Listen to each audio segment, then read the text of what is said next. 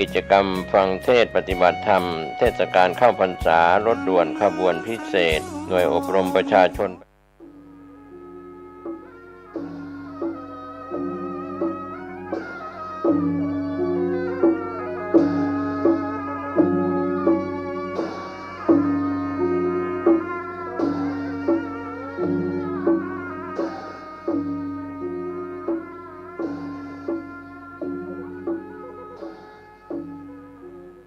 ขอความเจริญในธรรมและความผาสุกทางใจจงได้บังเกิดมีกับท่านสาธุชนคนดี ผู้เจริญในศีลผู้เจริญในธรรมทุกท่านพร้อมกันนี้ขอยกมือ10 นิ้ว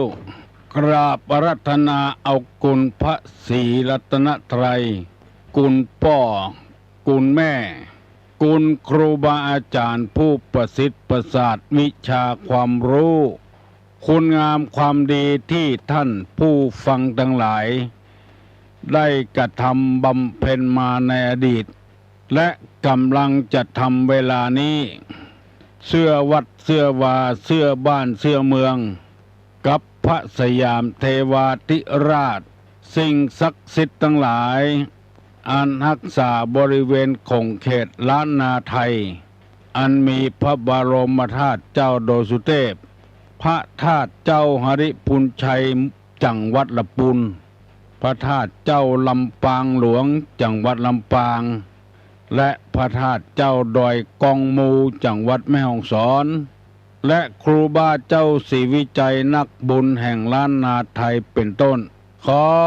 ยกมือ10 นิ้วกราบอาราธนาและเชิญชวนมาปกปักรักษาพ่อแม่พี่น้องลูกหลานเหลนวงศาคณาญาติทั้งสายโลหิตทั้งญาติธรรมทั้งหลายพ่ออุ้ยแม่อุ้ยพ่อหนานพ่อน้อยพี่ป้านาอาข้าราชการบ้านเมืองตำรวจทหารปกป้องรักษาประเทศและครูบาอาจารย์ผู้สั่งสอนหนังสือให้นักเรียนลูกจ้างนายจ้างตลอดผู้ที่ขับรถขับรางรับจ้างพ่อค้านายขายกลุ่มเกษตรขอให้ท่านทั้งหลายมีความสุขกายสุขใจเหมือนกันทุกคู่ทุกคนนานแสนนานได้เทินก่อนที่จะได้ดำเนินรายการต่อไปนี้ ขอเชิญท่านผู้ใจบุญทั้งหลายได้ไหว้พระเพื่อให้เกิดความเป็นสิริมงคลต่อไปประนมมือขึ้นว่าพร้อมกันอะระหังสัมมาสัมพุทโธภควาพุทธังภควันตังอภิวาเทมิกราบสวากขาโต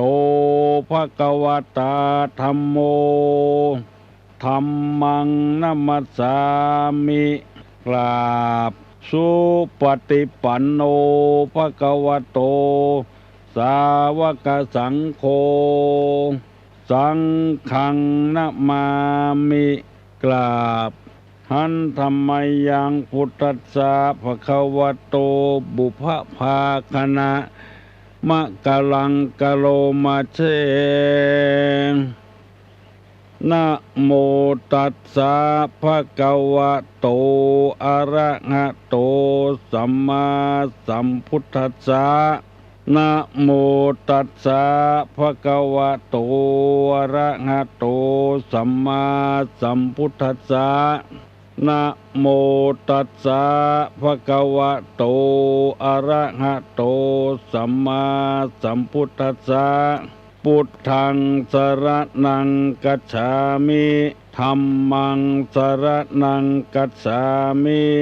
สังฆังสรณังกัจฉามิตุติยัมปิพุทธังสรณังกัจฉามิตุติยัมปิธัมมังสรณังกัจฉามิตุติยัมปิสังฆังสรณังกัจฉามิต ตาติยัมปิพุทธังสรณังกัจฉามิตาติยัมปิธัมมังสรณังกัจฉามิตาติยัมปิสังฆังสรณังกัจฉามิอิติปิโสภะคะวาอะระหังสัมมาสัมพุทโธวิชชาจารณะสัมปันโนสุขโตโลกาวิทูอนุตตโลปุริสาธรรมสารถีสัทธาเทวะมนุษย์สานังพุทโธภควาติสวากขาโตภควตาธัมโม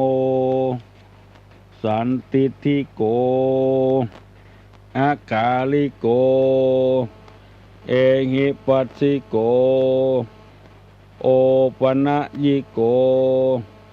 ปัจจัตตังเวทิตาโพวินยูหิติสุปฏิปันโนภะคะวะโตสาวกสังโฆอุจุปฏิปันโนภะคะวะโตสาวกสังโฆญาญะปฏิปันโนภะคะวะโตสาวกสังโฆสามิจิปฏิปันโนภะคะวะโตสาวกสังโฆญะติตังยัตตาลิปุริสายุคานิอัฏฐาปุริสาปุคลาเอสาภะคะวะโตสาวกสังโฆอาหุไนโยปาหุไนโยทักขิไนโยอัญจลิกาลนิโยอนุตตะลังปุญญเขตังโลกัสสาติ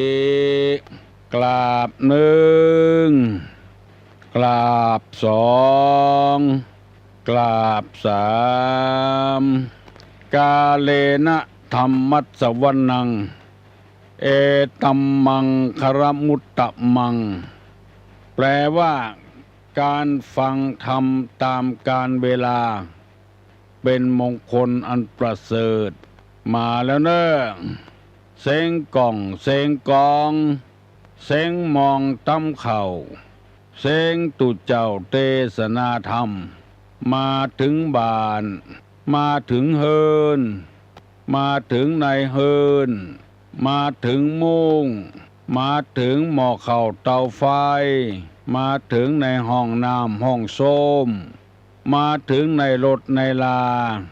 มาถึงสถานที่ต่างๆที่ญาติโยมทั้งหลายได้เปิดวิทยุรับฟังเมื่อว่าในไห่ในสนในกาดในลีเสียงนี้มาถึงบ้านถึงจองของพี่น้องทั้งหลายแล้วปากันลุกฟังนำฟังธรรมการฟังธรรมนี้จะทำให้คนนั้นได้ยกระดับจิตใจขึ้นสูงขึ้นบ่ให้ใจต่ำยอบลงไปมองอันใดก็มองในทางที่บวกบ่ได้มองในทางที่ลบพออันใดก็เพลิดเพลินเจริญหูเจริญตาไปหมดฟังอันใดก็ม่วนเพราะสนอใจแม้แต่เสียงที่เขาด่าเขาแจ้งเขาเล่าหน้าจ่าขวัญ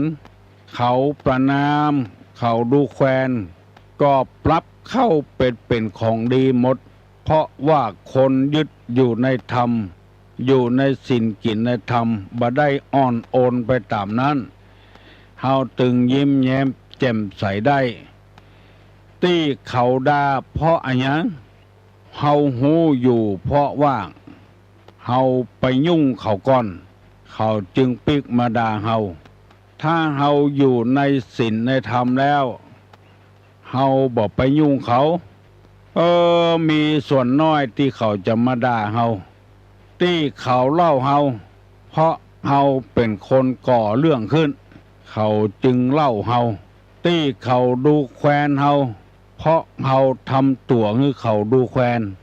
ทำใจให้เขาดูแควนเฮาจึงบ่โคตรบ่เกลียด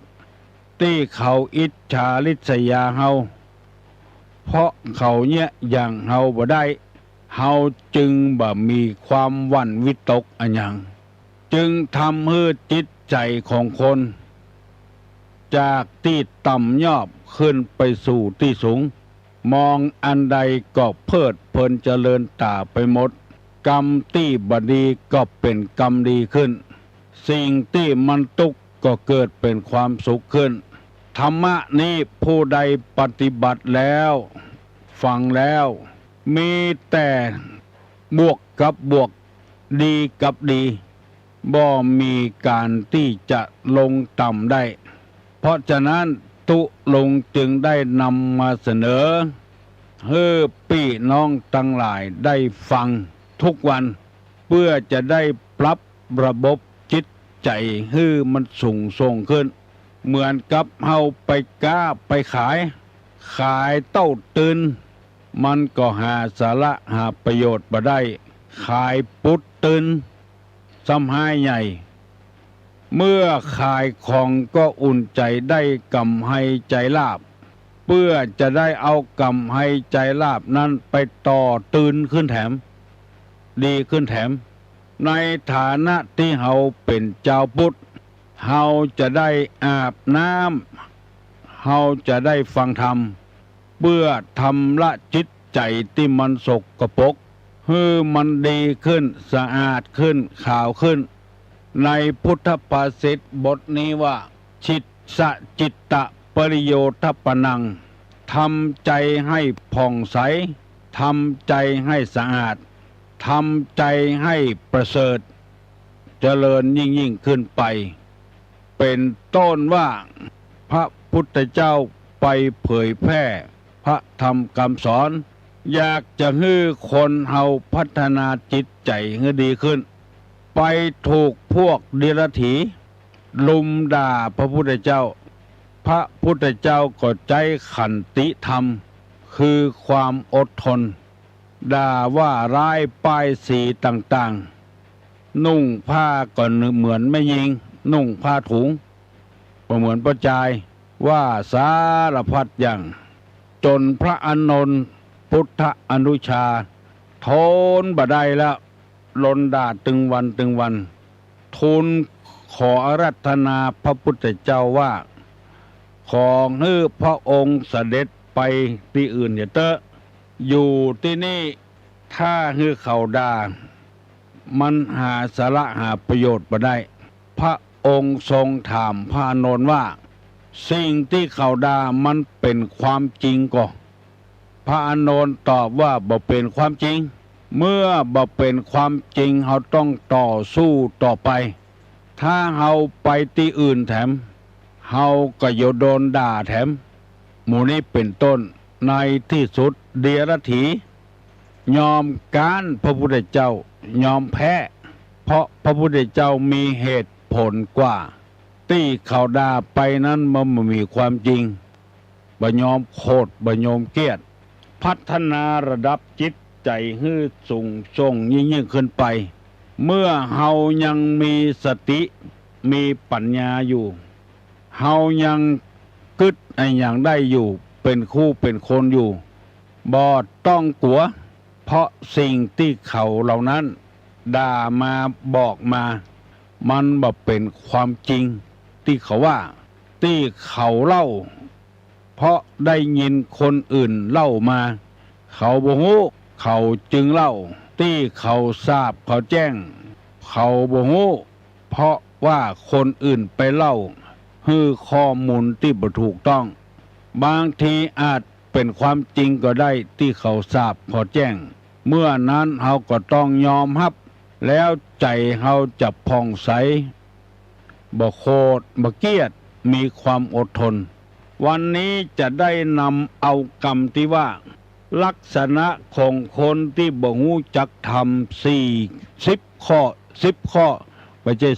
40 มาเสนอให้พี่น้องทั้งหลายได้ฟังคนที่บ่ฮู้จักธรรมนั้นมีอยู่10อย่างดังนี้1คนเมาสุรา2คนเลินเล่อ3คนบ้าคลั่ง4คนได้ทุกข์คับแค้น5คนโคตร6คนอดทนยาก7คนขี้โลภ8คนขลาดคือคนขี้กัว9คนด่วนได้10คนใฝ่ในกามคุณถ้าคนใดประกอบด้วยลักษณะ10ประการนี้จะเป็นคนที่บ่ฮู้จักธรรมะธรรมโมอันใดถ้าเฮาเว้น10ประการนี้บุคคลนั้นจะฮู้ธรรมะธรรมโมตุลุงจะขอเมตตาเวลากับพี่น้องข้องหิ่งทั้งหลายอธิบายให้ท่านทั้งหลายฟังในธรรมในลักษณะ10ข้อนี้ท่านเป็นเจืออีก่อถ้าท่านบ่เป็นเจืออีเจือที่ว่ามานี้ท่านจะมีโอกาสได้หูธรรมหันธรรมอยู่มีคนจำนวนนักทีเดียวที่ได้สดับรับฟัง